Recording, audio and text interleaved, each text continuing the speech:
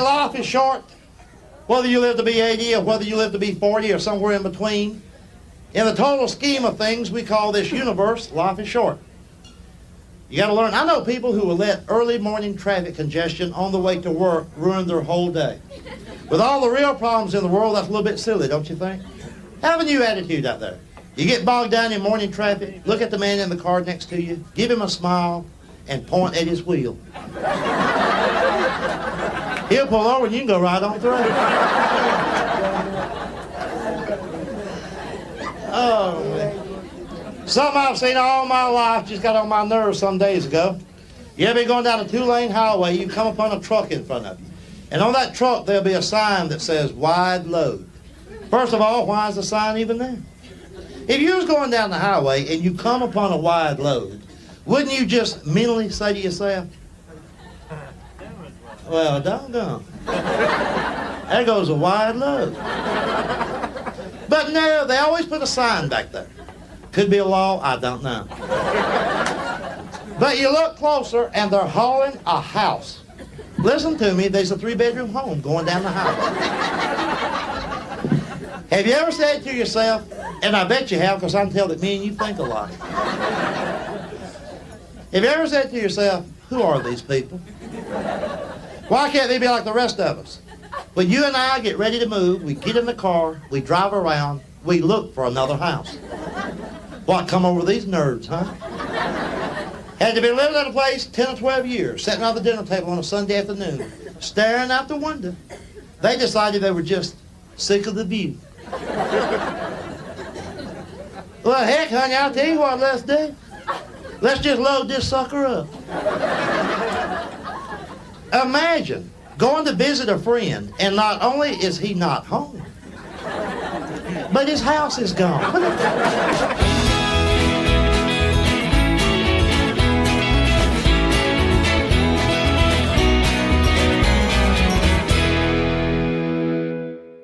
I got crazy kinfolks. Y'all have crazy kinfolks?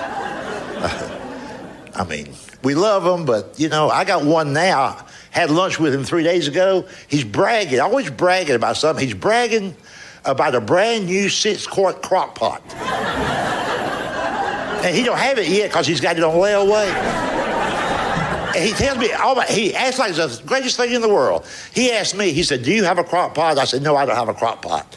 You ought to get one. I said, I don't need one. He said, here's what you can do with a crock pot. You can put a raw chicken in a crock pot early in the morning, turn it on low, and when you come home from work that evening, it'll be ready to eat. Ain't that something?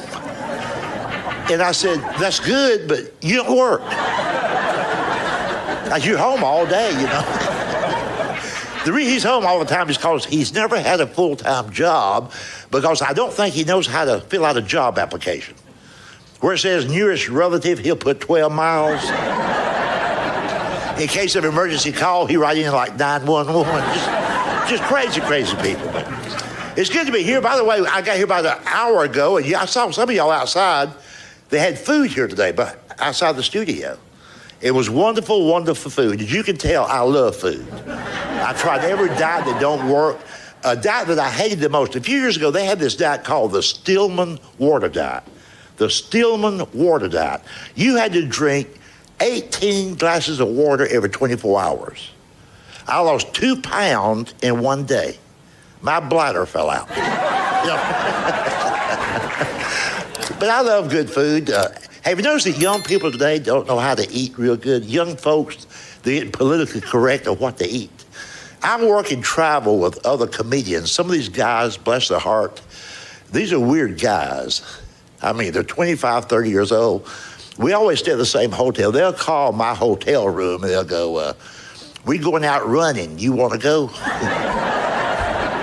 And I'm like, do what? We go run. You going? I'm like, no. But if you happen to cross a Krispy Kreme, you can bring me something back, you know. And I hate to go out to eat with them, especially, I love to go to the truck stops. And this is a true story that happened in Nashville just about, a year ago. They had me working with a 25-year-old comedian. We went to a truck stop, not a 4-star Mediterranean restaurant. This is a truck stop. We sat down, two comedians surrounded by truckers.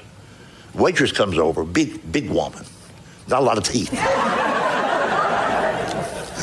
All this young guy wanted was a salad. Nothing wrong with that. But he asked this truck stop waitress, did she know whether or not any of those salad ingredients had ever been exposed to any type of pesticides? She said, well, we spray for roaches every now and then. I don't think none got on the lettuce. A few minutes later, she put the food in front of him. He looked at it. I didn't know it come with cheese on it. I can't eat that. I'm lactose intolerant. She said, honey, that's not lactose cheese. That's cheddar cheese. You see, I wouldn't make fun of these guys if they would leave the rest of us alone. But the ones I just described to you that have the audacity to make fun of my food, they will point at my food and they'll go, do you know what that greasy food's going to do to you? I'm like, yeah, fill me up. I have to eat that way. I need to maintain my strength because I'm usually one of the pallbearers when my healthy friends drop dead working out. I love what they don't love. I love chicken fried steak, extra gravy, mashed potatoes, extra gravy. I was a grown man before I realized that gravy was not a beverage. Cornbread and a lot of butter. When I say butter, I eat real butter. You young folks, get yourself some real butter. Stay away from that phony stuff. You see it all the time. Heart healthy and smart balance and the popular one, I can't believe it's not butter. Well, hell, I can. They'll say, I can't believe it's not butter spray. Like, pss, pss. It's a butter mist. Pss, pss, pss. Trust me on this. If your daughter marries a guy who sprays his butter, there ain't gonna be no grandkids. Speaking of sitting on the front porch, I came up with this theory a few months ago. There's been so much talk in recent years about the moral breakdown in American society, the family unit falling apart, and the violence among the small children. It used to be that way, and it's that way now. So why is that? And they've analyzed this thing to death. Here's what happened. We made a mistake in this country years ago when we quit building houses with front porches on them. When everybody had a front porch, it was all more civilized. Get there after supper, sit around, talk, sometimes just grunt. Like, oh, damn. I ain't gonna never eat cooked cabbage again.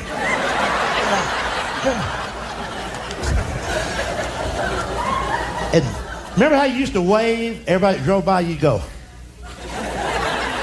Somebody go, who was that? You go, hell, I don't know. Well, you waved. Well, I didn't want them to think we was uppity. And remember how you could gossip about everybody that drove down the highway? Somebody goes flying, you go, there goes that David Jackson, driving like a bat out of hell. Got a brand new car. How'd you get a new car? He ain't even got no job. I'll bet you his daddy co-signed. He co-signs for all them kids. That's how come they didn't turn out to be worth a damn. Well, see, you can't do that no more. You know why? Ain't nobody got a porch. Everybody's got a damn deck. You can't raise a family out back on a deck. We need a porch like they had in Mayberry with Andy, Opie, and Barney out there. If they'd had a deck, Opie would be on drugs right now.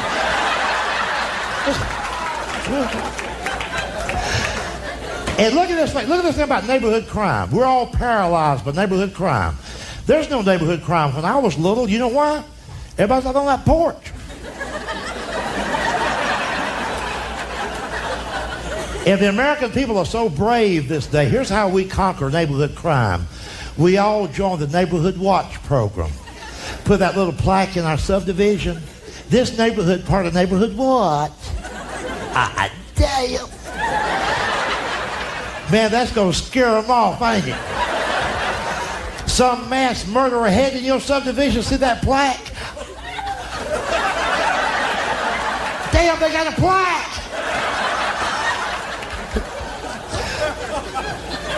Here's how the Neighborhood Watch program works. Somebody goes, all right, it's your turn. This week it's your turn. You be on the lookout.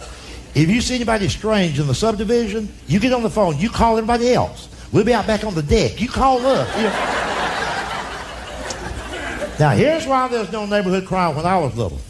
I remember being out on the front porch with my daddy and my little brother. Some guy would be walking down the road, and my dad would go, "Wonder who that man is walking down the road right there." My little brother said, "I don't know, Daddy, I don't know him." My dad would go, "He can walk down the road all he wants to. But he better not come in my damn yard." Well, see, you don't know that now. You know why? You're out back on the deck. The deck. You can't see nothing back there on that deck. And do you remember when the word porch used to be part of our vocabulary? Like somebody would say, "You know, I had a glass of lemonade sitting somewhere. I bet you left that on the porch." "Where'd I put that hammer?" "Look on the porch." Or somebody might say, "What'd y'all do with that old refrigerator?"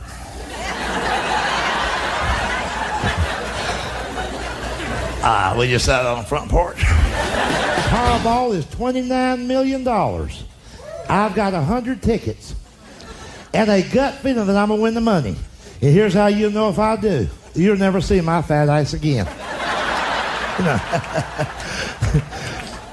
I know that here in Alabama you don't have a lottery, but when the jackpot gets like, to use your expression, way on up there, y'all will drive to the state line, but you just won't mess with it for $2 million. I know I got friends here in Birmingham, and I'll be talking to them on the phone from Atlanta, and I'll say, "Would you like me to get you some tickets this week?" And they'll go, "Oh no, what's it up to?" I go, "Well, it's just $2 million. They go, "No, hell, I ain't gonna mess with it." Like if it's just $2 million, I just soon stay here at Jiffy Lube.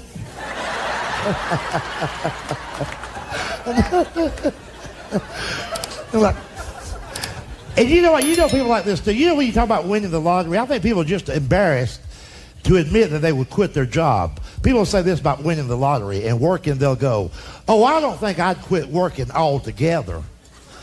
Now, what the hell does that mean? You got $15 million, but you're still going to get up early 2 mornings a week and go into Shoney's and set up that breakfast bar. Well, I'm the only one who knows how to do it. I mean,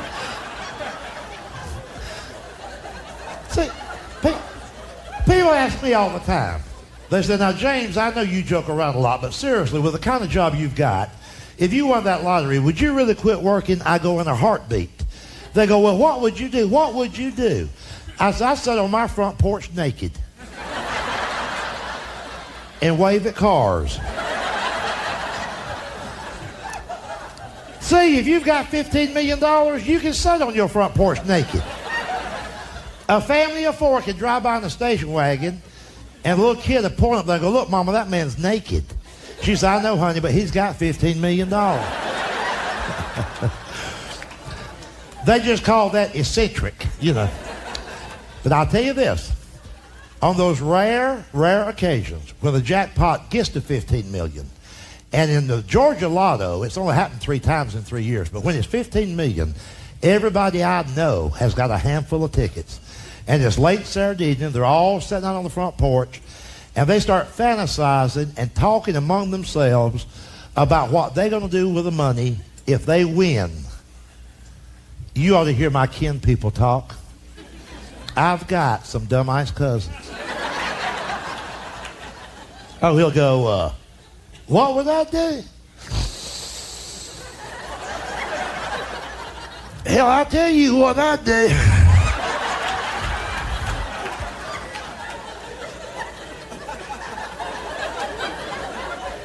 $15 million. You damn right I know what I'd do. I'd put a new roof on this house.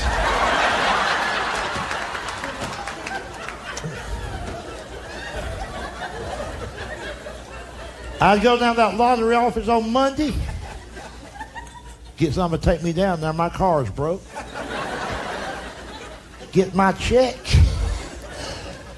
Come back here, get out the yellow pages, turn to R, call me a roofing company. Tell them, hell, I didn't care what it cost. And I might go ahead and get that back porch screened in. And then they'll go, and if there's enough left, I'm like, maybe you ought to go to night school. It was always about the food. Don't.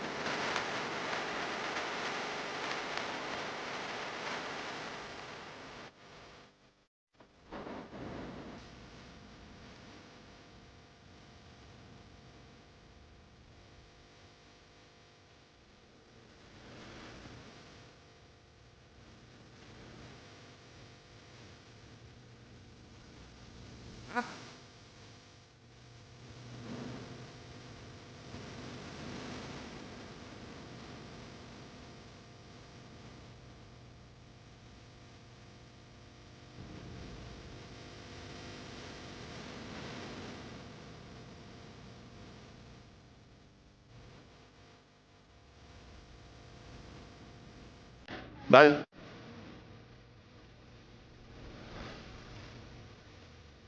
We all right.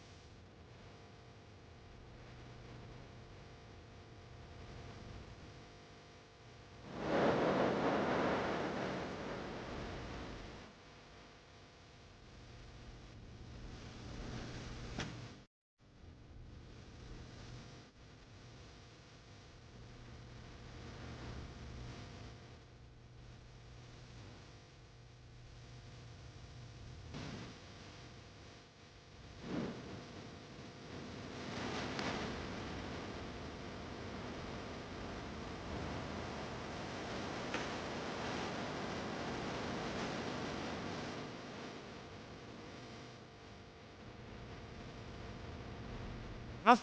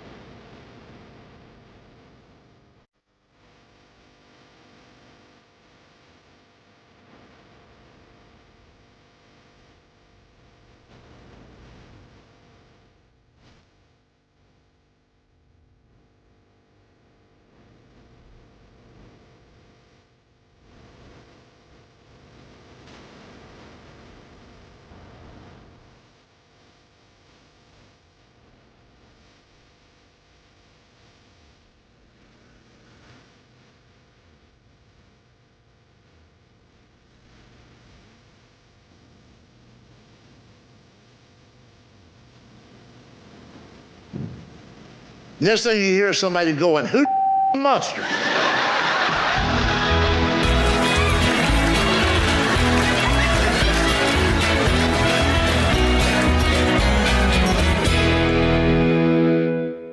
And as you hear these Democrats and Republicans debate both sides of everything, and your minister even, or your governor and mayor and all like this, trying to figure out how come the kids are out of control and they used to didn't be that way and what can we do?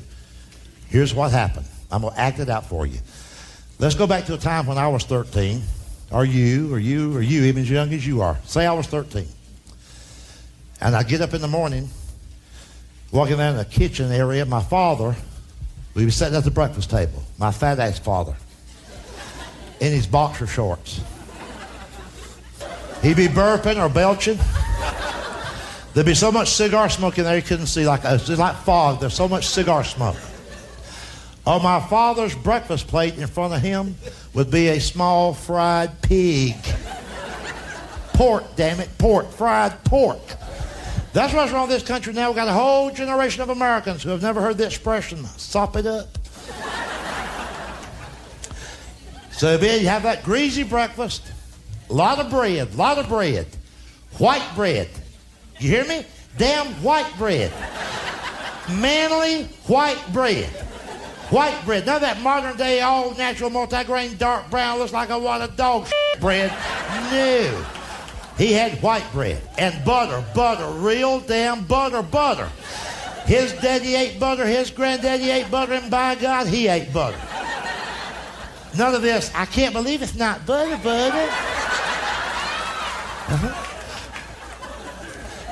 And guess what they got for some of you young guys now? You young guys, those of you who go over to Applebee's or TGIF Fridays and pay $7.95 for their stir fry.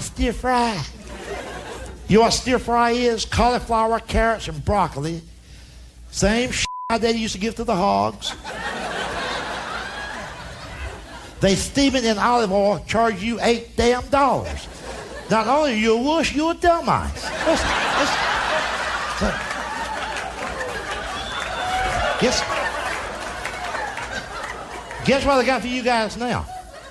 Not only do they have, I can't believe it's not butter, they got, I can't believe it's not butter spray. Have you seen their commercial? They got butter spray now. Squirt. I'm going to tell y'all something. You can tell the world that I said so. If I ever see a young guy squirting butter, squirt, I'm going to ask him out on a date. I think he'll go. I think I'll enjoy it.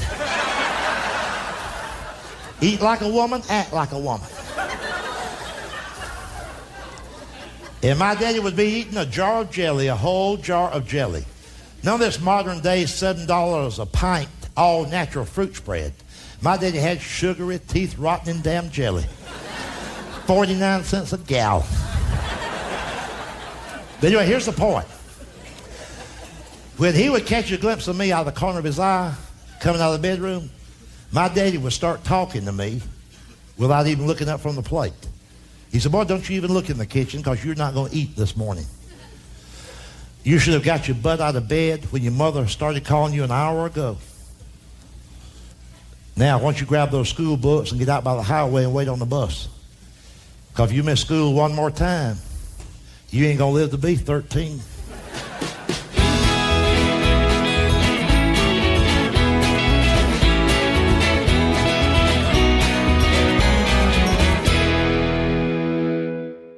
You think about this. I'm going to make you feel better about classroom violence. Now, you follow my theory on this. And I say this tonight because I want you to leave here feeling better about everything. See, what we used to think was a big problem was a big problem. Our parents and forefathers, a big problem to them was seeing a son having to go off to war. That was something to worry about. And now, with this generation coming along, we're just paralyzed with fear. We're just worried silly over nothing. You know what the biggest fear in America is today? Secondhand smoke. What we gonna do? Look. Oh, look, he lit up. Get in the house. He lit up.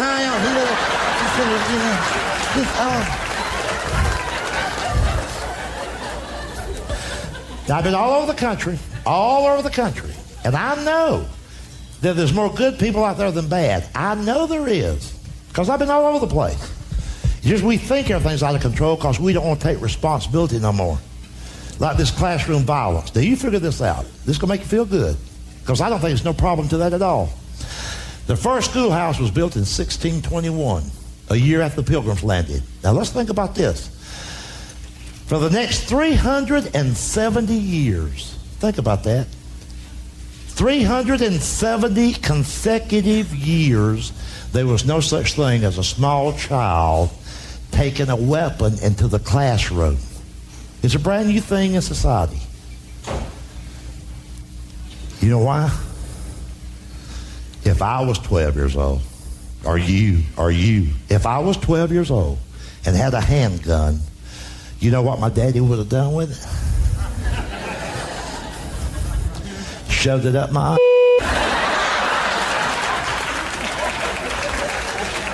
and then he'd have dared me to But my daddy was a man. He had a backbone like a steel rod, and he was in charge. I'm the only person that can tell you the exact day classroom violence will end. The day the teacher shoots back.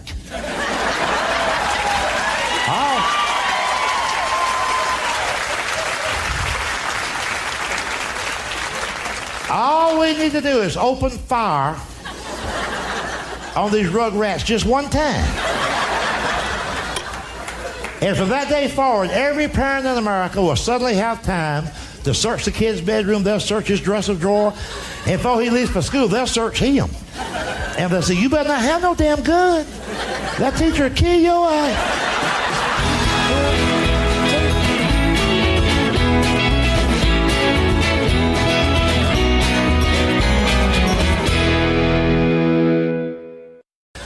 Now, I've been all over the country, and I know that there's more good people out there than bad. I know there is, because I've been all over the place. It's just we think everything's out of control because we don't want to take responsibility no more. Like this classroom violence. Now, you figure this out. This is going to make you feel good, because I don't think there's no problem to that at all. The first schoolhouse was built in 1621, a year after the Pilgrims landed. Now, let's think about this. For the next 370 years, think about that. 370 consecutive years, there was no such thing as a small child taking a weapon into the classroom.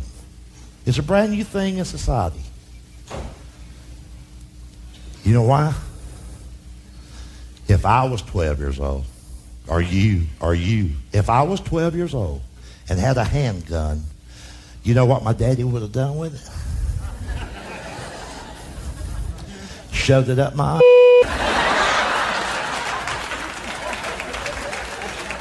and then he'd have dared me to But my daddy was a man.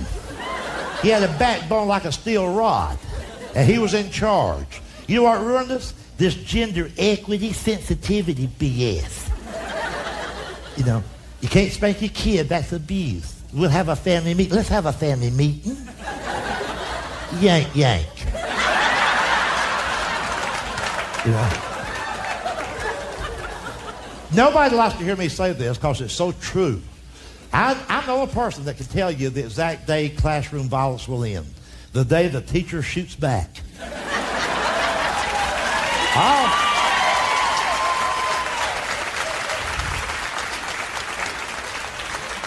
All we need to do is open fire on these rugrats just one time. And from that day forward, every parent in America will suddenly have time to search the kid's bedroom. They'll search his dresser drawer. And before he leaves for school, they'll search him. And they'll say, you better not have no damn gun. That teacher will kill your ass. You know? See?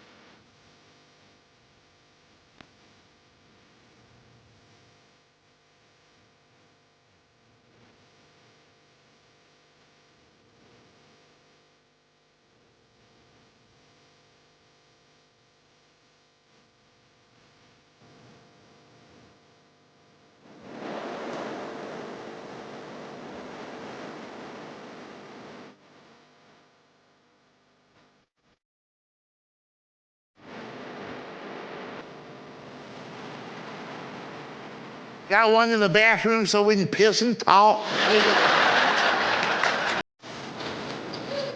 And then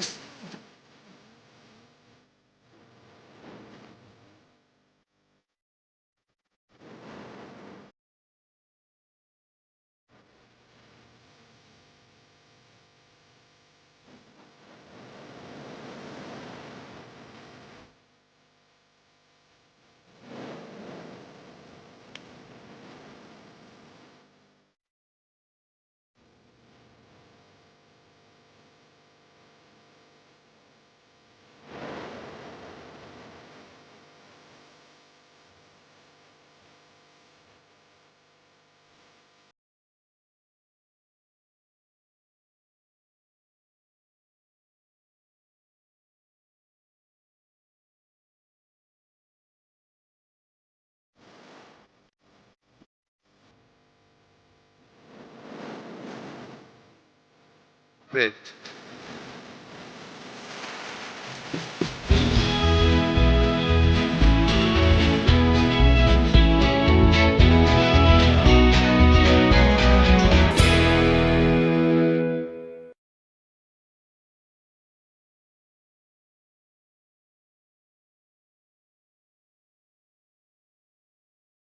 And as you hear these Democrats and Republicans debate both sides of everything, and your minister even, or your governor and mayor and all like this, trying to figure out how come the kids are out of control and they used to didn't be that way and what can we do?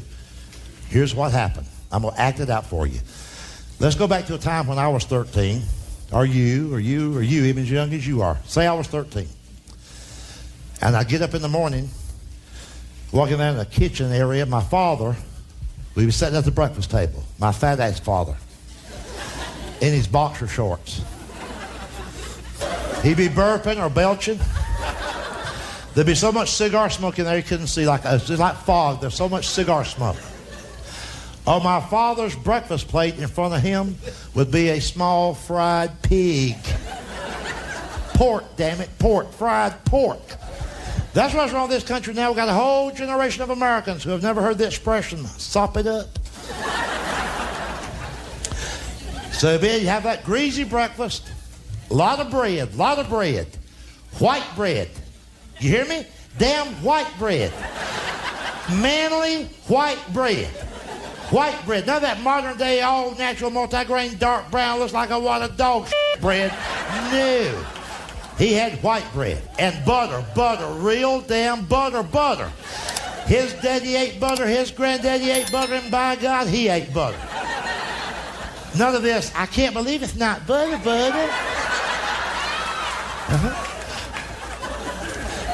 And guess what they got for some of you young guys now? You young guys, those of you who go over to Applebee's or TGIF Fridays and pay $7.95 for their stir fry. You know what stir fry is? Cauliflower, carrots, and broccoli. Same shit my daddy used to give to the hogs. They steam it in olive oil, charge you $8 damn. Not only are you a wuss, you're a dumbass.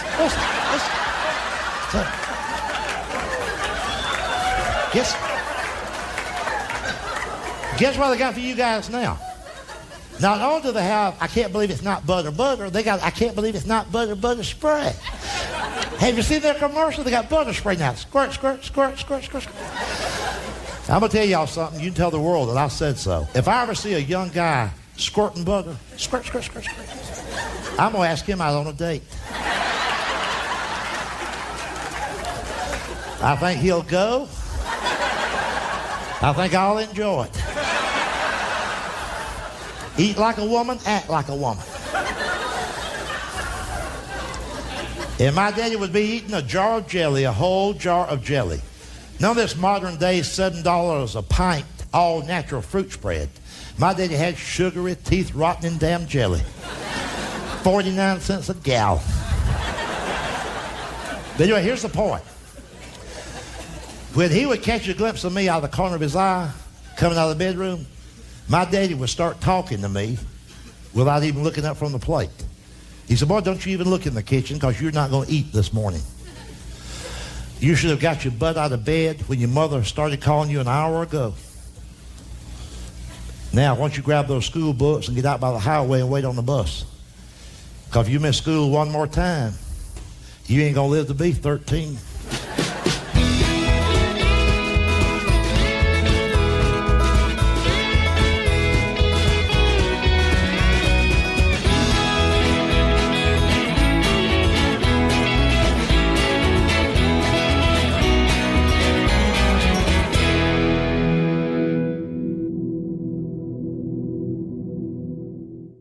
You all have a restaurant here at Poor Folks. The sign in front of Poor Folks Wednesday afternoon said, "Stop. Say howdy to our pork chops." Well, you know I turned around. Oh, this lady started talking about regular size, hungry size. I said, "Heck, lady, I ain't going to eat them. I'm going to talk to them. Get them out of here." Signs are interesting. You ever drive through a neighborhood and you'll see a sign in somebody's front yard that says, "For sale by owner." To me, that seems like a lot of wasted paint. Who else would be selling this man's house? I've never seen a sign that said, "For sale by neighbor." Well, heck yeah, come on in. What's up, T? They're on vacation. They'll never know. Come on, get on. There's a lot of things that just don't make sense. It bothers me that you can buy ham at Kmart. See, you folks, all right, you can see the humor in that. You know, in Mississippi, they won't laugh at that. Not only will they not laugh, they get upset. Like, "Oh, yeah, that's good meat over there." You know. I mean, you think about it. If you're in Kmart and you look in somebody's shopping cart, they should have in there what we all get at Kmart: motor oil, Pampers, gifts for people we hate. I can't imagine somebody headed toward checkout and the husband said, "Honey, don't forget the meat." I mean, in any grocery store, baked ham is $5 a pound. Kmart, $1.89. What did this hog die of, huh? And listen, the larger Kmart stores, they've got the restaurant in the back, the Kmart Grill. Are you aware of the fact that some of the Kmarts now have a salad bar?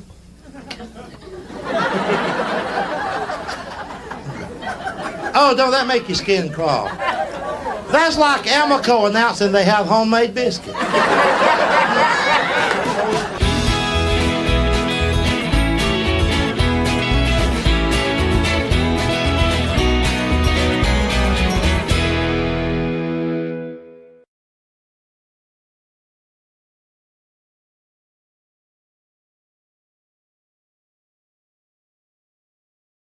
We have so many laws in our country now that are what we call feel-good legislation. Oh, boy. Like the law that just passed in New York State.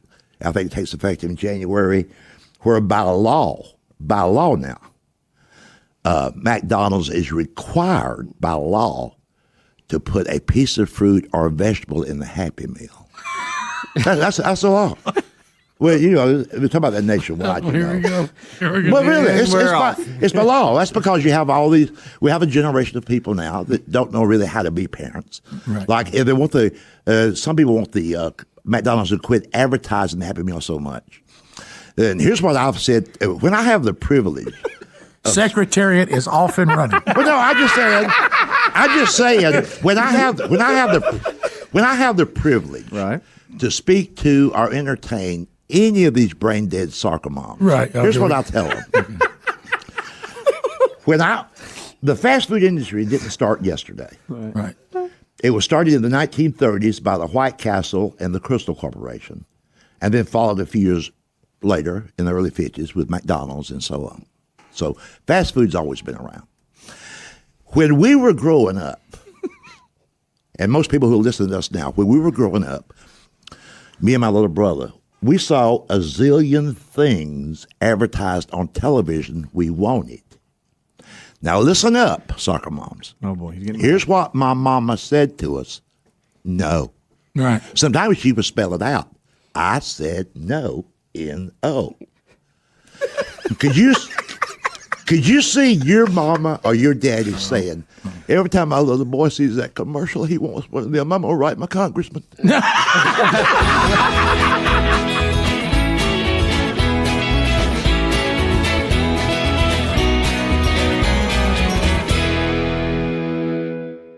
It was only 12 years ago that they officially categorized obesity as a disease.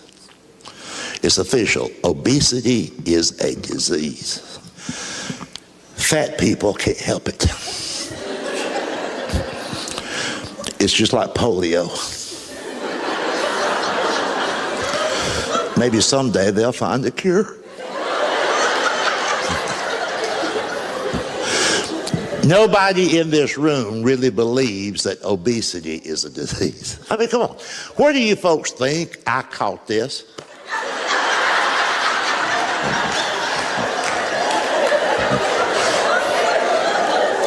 Got too close to a fat person. They sneezed, now I got it. And real big people are always short-winded. And they should be. See, I'm short-winded. I'm probably more short-winded than anybody in here tonight. What do you weigh right here? What do you weigh? What do you weigh? 150. You're saying 150? A grown man. How are you?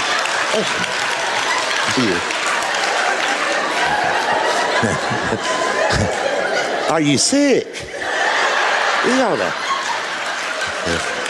What's your name? What's your first name? Huh? R-O-D. Rod. R-O-D. Are you retired or working? You're working. What kind of work you do? I know there's no heavy lifting. I know that. But what kind of work you do? A surgeon. A surgeon. Are you a doctor?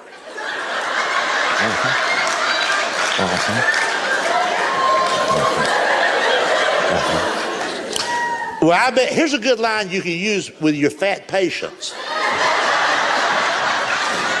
Have you tried this, Rod? Try this. Look, you need to tell them. Matter of fact, they'll get a kick out of it. Say, look, honey, let me put it this way. You need to lose what I weigh.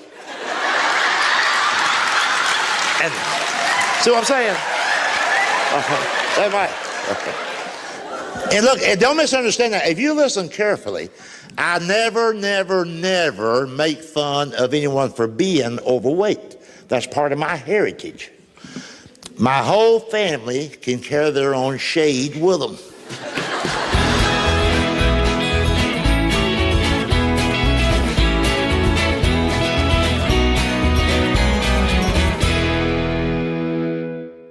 This is a little survey I've been taking off and on now. I'm in my 5th year. I want you to simply raise your hand if you were born, raised, and spent most of your life in the state of Idaho. See? I've asked that question all over America and Miami. If you think about it, you've never gone to school with, worked with, lived near, or bumped into anyone from Idaho. So I figured, heck, maybe ain't nobody out there. If any place needs tourists, it's Idaho. So what do? They spend $20 million promoting themselves as the potato state. Lord knows, that'd sure as heck make us all want to rush right on out there. Yeah. Where are you going on vacation this year? Well, I'll tell you. Yeah, I think I'll take the wife and kids out to Idaho. Let them look at some taters. The kids, they got that new Polaroid. We'll get there and take some pictures of some home fries, crinkle cuts. Just make a summer out of it, you know. Oh, my. Some evenings when you're on your way home from work, stop at a funeral home. Go in there and tell them you want 8 gallons of embalming fluid to go. You won't get it, but you know that guy won't sleep for days. He'll be like, I think one reason I feel pretty good, I just had a vacation. Most people take them in the summertime. Let's say you're on vacation. You get up early one morning, get outside your motel, You go out by the pool, you stretch out on a lounge chair. All you want to do is soak up some early morning sun. And you look over there on the fence, and you'll always see a sign there that says, "No pets allowed." You know what that means? Sometime in the past, some nut has said to his wife, "Honey, let's put the pony in the pool." Well, heck, he's been cooped up in that motel room ever since we got him. Just laying there, eating Cheetos and watching HBO. Oh, he loves HBO. Saw The Godfather this morning. It scared him to death. Go get him. Let him splash around.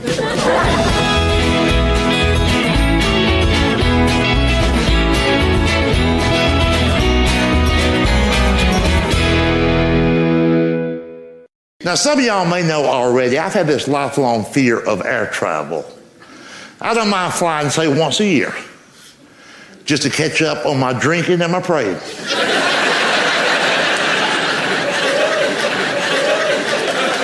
To me, there's no such thing as a safe airplane. At 30,000 feet, if something comes loose and falls off, it's pretty much over. It's not like you can go, shh. Where's that noise coming from?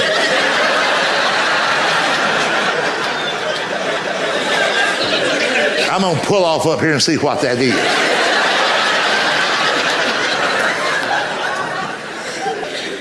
And they know it's not safe. That's why they overly brag about their safety features. They seem to be especially proud of their flotation seat. Every single flight, regardless of the destination, they talk about the flotation seat. Even got a video they show the passengers now, where it's located, how to use it, how to get to it, how to strap it on. That's going to save our life if they make an emergency landing in the ocean. And see, psychologically, if they know what they're doing, that makes us feel better just knowing that's on the aircraft. But then if we stop to think, I'm like, well, hell, I'm taking off in Georgia.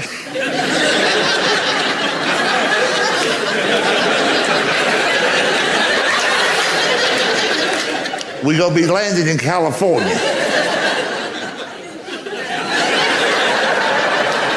There ain't no damn ocean. If you want to make me happy, show me a seat that's going to bounce out of a cornfield.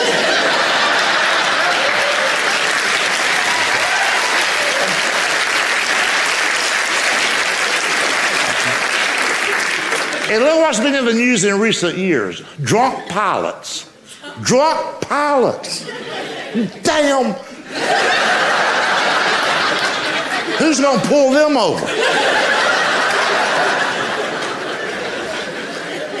By the way, next time you get up there, next time you're on a plane and they come around and take your drink order, just say, "I'll have whatever the pilots are having." They don't like that.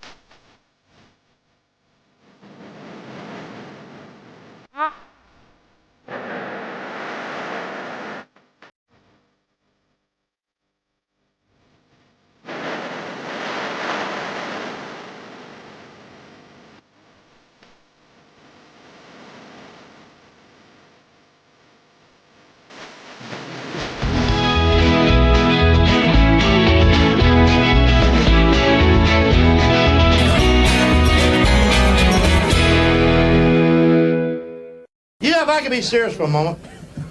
You know, you hear people say all the time that we Americans aren't as civilized as we used to be, not as humane as we once were. After all these years that have gone by, half the people blame that on Vietnam, the other half blame it on Watergate. I blame the whole situation on Colonel Sanders. And I know you're sitting there and you're saying, I hope he explains that. I will, that's my job. You realize before Colonel Sanders came along, the only thing that ate dinner out of a bucket was a hog? Now he's got everybody doing it. Let's say you go down to the Kentucky Fried Store. They're waiting on the man in front of you. He's about 5'8". He weighs 340 pounds. He can't hardly breathe. And I'm glad to see y'all find that funny. Yeah, man's gasping for air. Yeah, we'll laugh at that. You're my kind of people. Now, you know how they got the menu on the wall over the counter? All this man can do is breathe and point. Like,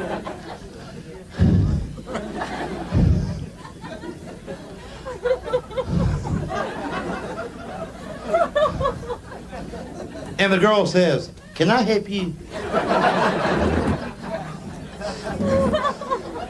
I feel so stupid doing this. At this point in the show every night, you know what thought goes through my mind? James, why don't you just go get a job? It's too late. You know, I could have been a forklift operator. I could. My dad was, and his dad before him. When I got out of high school, my dad could have got me on down there at the plant where he works, just like that. But did I take it? No.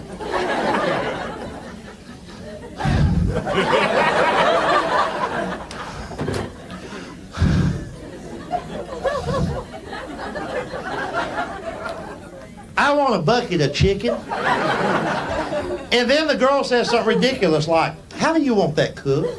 You want original, extra crispy, or what? Trust me, people, this man don't care.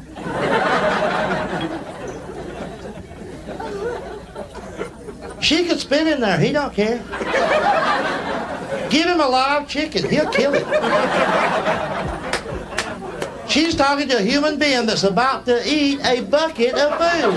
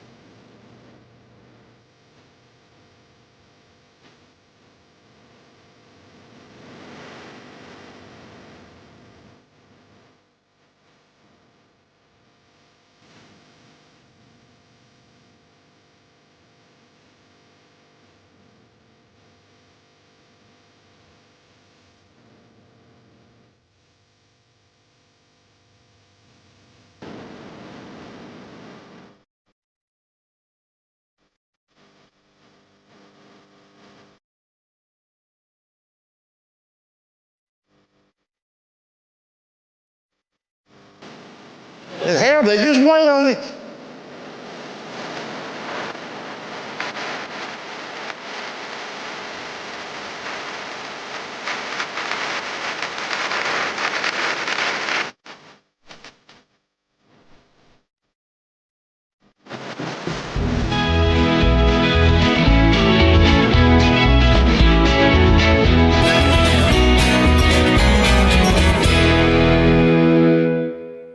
And as you hear these Democrats and Republicans debate both sides of everything, and your minister even, or your governor and mayor and all like this, trying to figure out how come the kids are out of control and they used to didn't be that way and what can we do? Here's what happened. I'm going to act it out for you. Let's go back to a time when I was 13, or you, even as young as you are. Say I was 13. And I get up in the morning, walking down in the kitchen area. My father, we were sitting at the breakfast table, my fat-ass father, in his boxer shorts. He'd be burping or belching. There'd be so much cigar smoke in there you couldn't see, it's like fog. There's so much cigar smoke. On my father's breakfast plate in front of him would be a small fried pig. Pork, damn it, pork, fried pork. That's what's wrong with this country now. We've got a whole generation of Americans who have never heard the expression, sop it up. So then you have that greasy breakfast, a lot of bread, white bread. You hear me? Damn white bread. Manly white bread. White bread. None of that modern day, all natural, multi-grain, dark brown, looks like a wad of dog bread. No. He had white bread and butter, real damn butter. His daddy ate butter, his granddaddy ate butter, and by God, he ate butter. None of this, I can't believe it's not butter.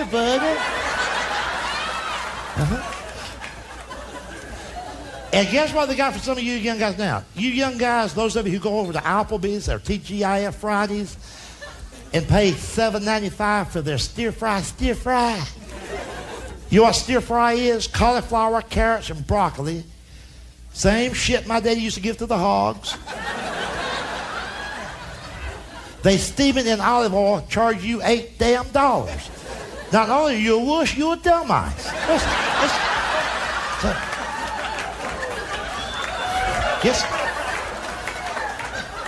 Guess what they got for you guys now?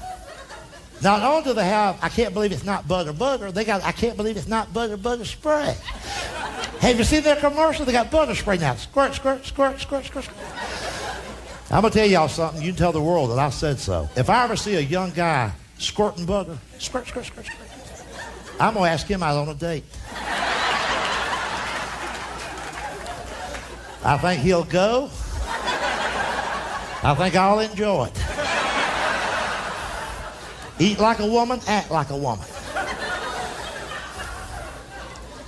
And my daddy would be eating a jar of jelly, a whole jar of jelly. None of this modern day $7 a pint, all natural fruit spread. My daddy had sugary, teeth rotting damn jelly. 49 cents a gallon.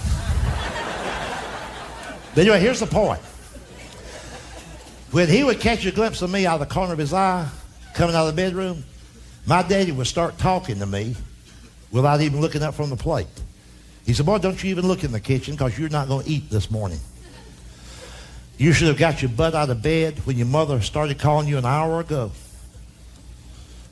Now, why don't you grab those school books and get out by the highway and wait on the bus?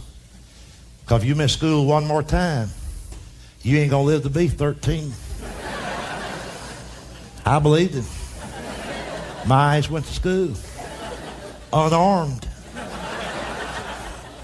Now we'll fast forward. Here's how the scene is played every morning in America now.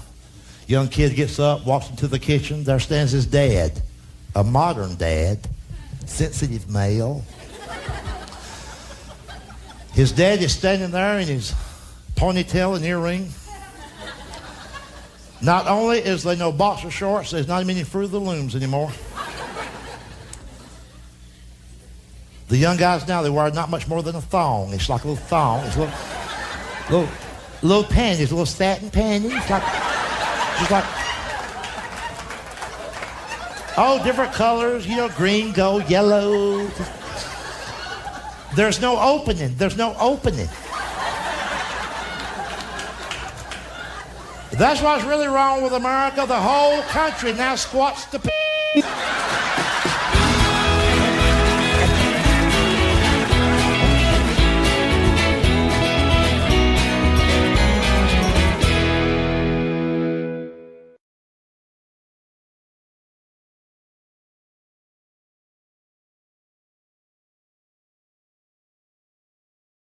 let me tell you what my definition of an intellectual is. It's people just like me and you, except they believe there's life on other planets.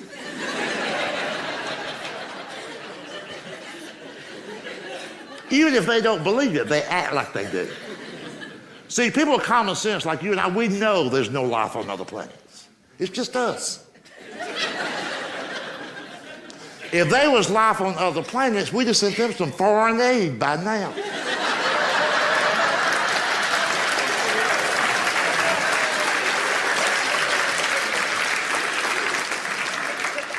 And see, I'll get back to what I was talking about. Let me take a detour here. And I know there's a lot of you in the room right now who believe, you genuinely believe that there's a life form out there more intelligent than us. Because if you believe in UFOs, that's what you believe.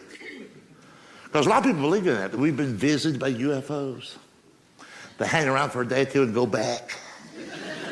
I mean, come on now. We've been tracking them since 1947. Don't you find it odd that these super intelligent beings have the technology to go tens of millions of miles from wherever they're at down here to visit us, hang out for a few days, go back, never refuel or nothing, and nobody notices them? Now let's just look at it practically. Let's say that there is life on other planets. Right? And they've promised their kids a trip. It's a long weekend coming up. Oh, let's say Labor Day. And they say, hell, we'll go to Earth.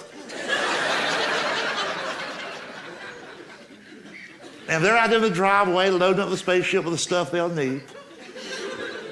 Bucket of chicken, tater salad, fuzzbuster. Well, you know they're going to be speeding. And the dad says to all the kids, all right, kids, if y'all got to pee, you better pee now. I'm not stopping every planet we come to.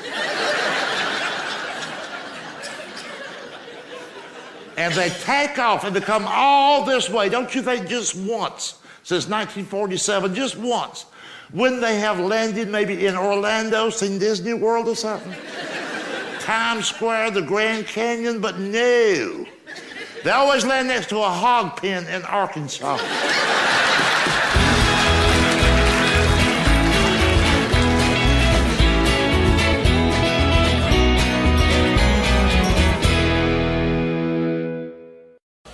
Now, you just have to trust me on this. All this happened beginning in 1983, and let me explain that to you. And you go to the library in the archives and look this up. In the summer of 1983, USA Today did a 2-part cover story on the shortage of fiber in the American diet. This is a true thing. And they concluded that if you and I didn't start eating fiber morning, noon, and night, we was all going to get colon cancer and be dead by next Thursday. And like the blind sheep we have become, we just followed that hook, line, and sinker. And we all got scared to death to eat normal anymore. We had to have that fiber. Everything had to be all natural. Fiber, fiber, fiber. Had to have it. That's why we can't get them done in this country no more. We're all day.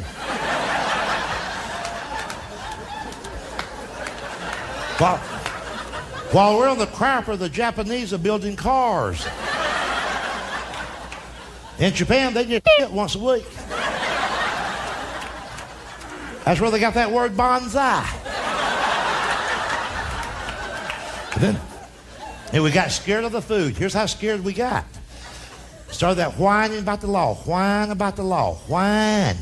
They ought to have a law. We need a labeling law. So that when I buy a can of goods at the store, on the label, there'll be listed everything that's in the can. I need to know before I buy it what's in the can. I need to know. That's why it takes the American people 5 hours to buy groceries now. It ain't the traffic, it ain't the checkout line, it's because you're reading that stuff. When you go to the grocery store next time, watch them. They'll just park the buggy. They'll park the buggy. They'll just park the damn buggy.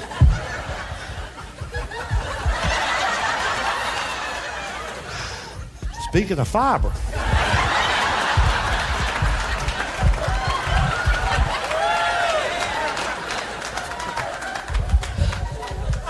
But hell, it's what you're used to. They'll park the buggy, they'll start to read it. Just read it before they put it in the buggy. Just read it. Just read it. I'm not a brilliant person, but trust me on this. If it says beans, damn it, it's beans.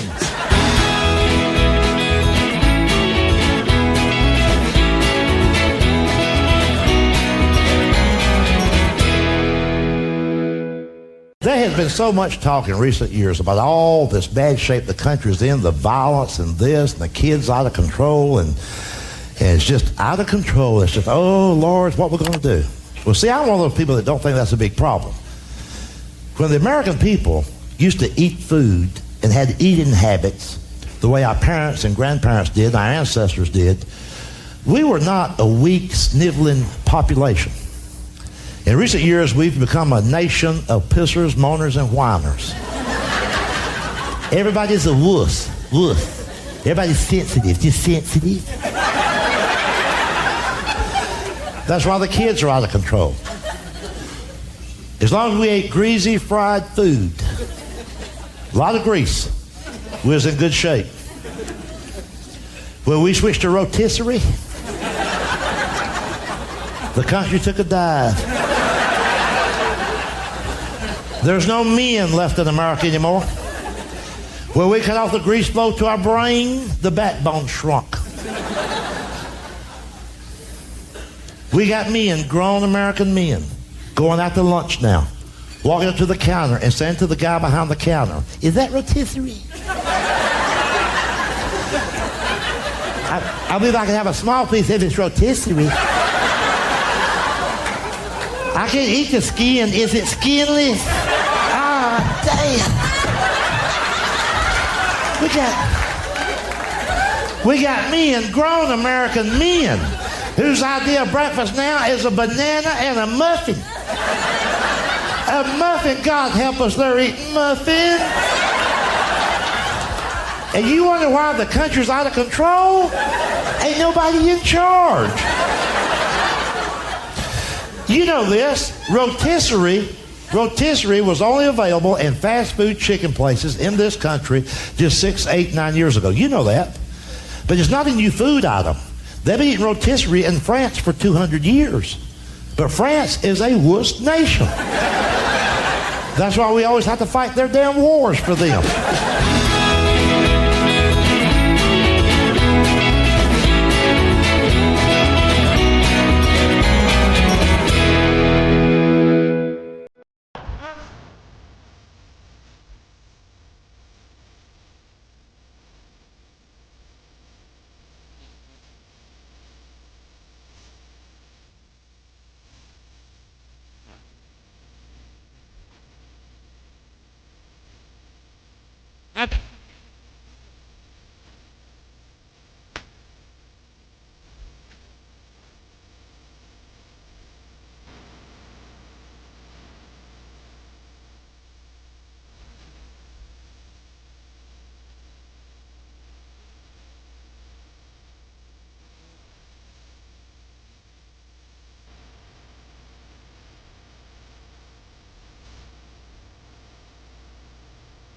Oh.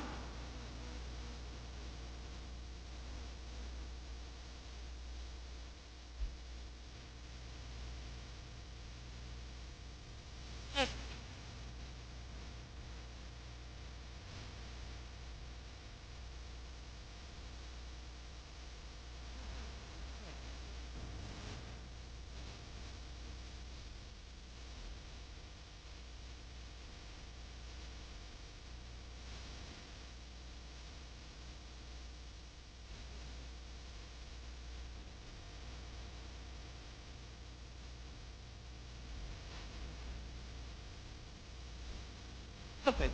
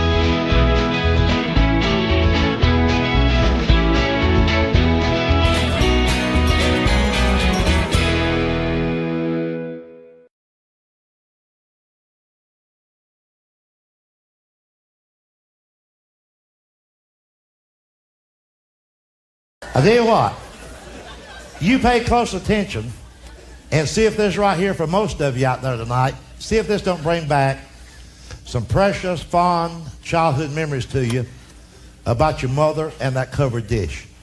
You think back a long time ago now when you was like, oh, just yay big. It'd be late in the evening, early night time. Everybody's out on the front porch after supper, about half asleep. Pot roast to do that to you. Remember, those were the good old days in America where a mother forced the kids to overeat. Made them eat. All right, y'all don't eat all that pot roast. I ain't going to make another one. Well, hell.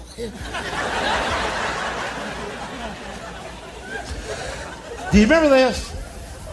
Remember as a little kid, we'd all be sitting on the doorsteps, the kid would. All the grown folks could spend an hour discussing among themselves the last time it came a good rain. To a small kid, that never made no sense. But we couldn't say nothing back in those days. You couldn't back talk to your folks. But they'd be sitting on the front porch, somebody'd go, boy, we sure could use a good rain. Hell, it ain't rained real good since that last Friday in May. Somebody's going, no, hell, it's rained since then.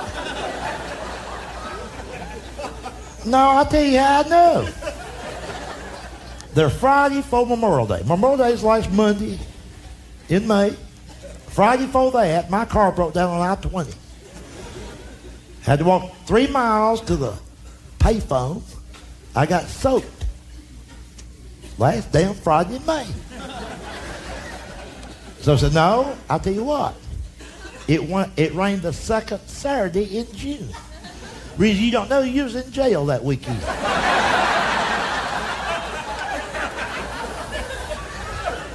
Then he said, well, that wasn't my fault. If y'all got a bondsman, I could have got out there on Friday. Then somebody else would say, well, anyway, we need rain. Well, yeah, I didn't say we didn't need no rain. And in our little hearts as children, we were sitting on the doorstep thinking to ourselves, who gives a rat's ass when it rains?